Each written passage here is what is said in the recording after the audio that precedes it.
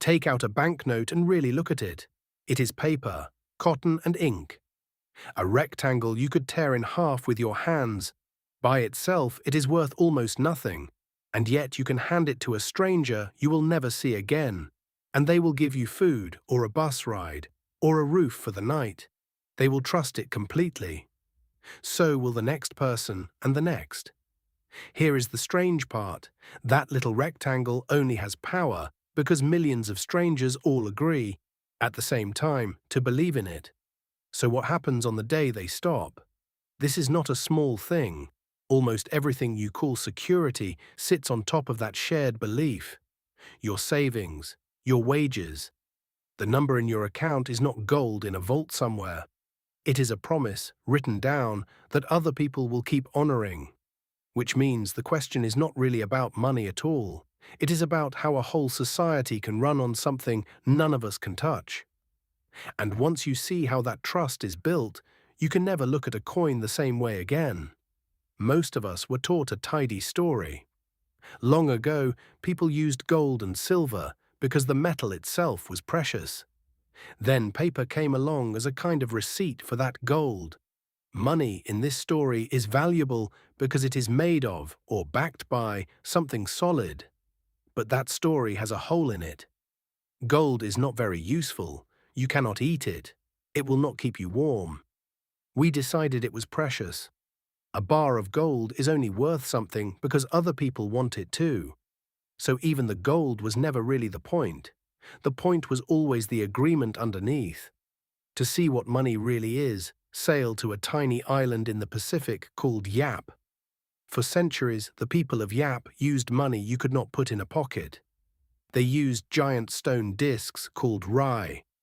Some were taller than a person and heavier than a car. Because the stones were so heavy, nobody moved them. When you paid someone, the stone stayed exactly where it was. Everyone simply remembered and agreed that it now belonged to you. The money never moved. Only the belief about who owned it did. And here is the part that should stop you cold. One of those stones was lost at sea, sunk to the bottom of the ocean on its way to the island.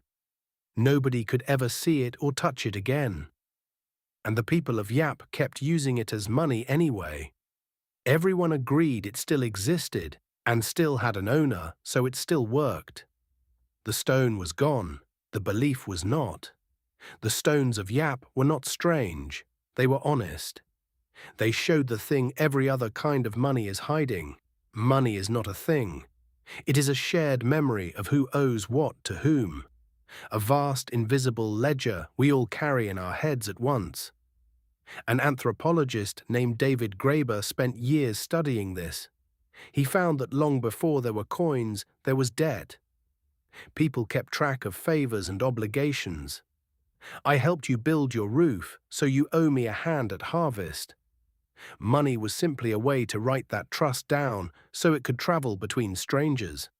So when you hold a banknote, you are not holding value. You are holding a promise that the rest of society will catch you. The paper is just the part you can see. If money is only a story we agree to believe, then it can break the instant we stop believing it. And history has watched this happen. Germany, 1923.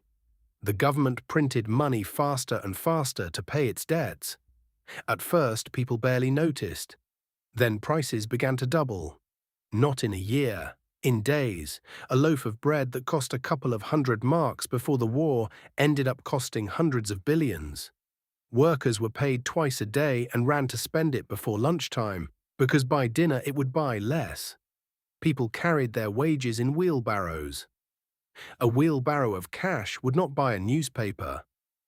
There are true stories of someone ordering a coffee for 5,000 marks, and by the time they finished it, the same coffee had jumped to 7,000. Children built towers out of bricks of banknotes because the paper was now worth less than toy blocks. Notice what did not change. The paper was exactly the same paper. The ink, the numbers, all the same. What vanished was the belief. The moment the story broke, the money became what it had secretly been all along. Just paper. So put it all together, and the floor shifts under everything you thought money was. Money was never the gold, it was never the paper, it was never even the stone. Money is trust, made into something you can hold. It is the largest act of imagination our species has ever pulled off. Billions of strangers, most of whom will never meet, all agreeing to pretend together that a number or a coin or a rectangle of cotton can be exchanged for the real work of a human life. And it works. Not in spite of being a shared story, but because of it. A coin in your hand is a tiny piece of the trust holding an entire civilization together. When the story is strong, the paper is power. When the story dies, the paper is kindling. The value was never in the thing. It was always in us. Here is the quiet wonder to carry with you.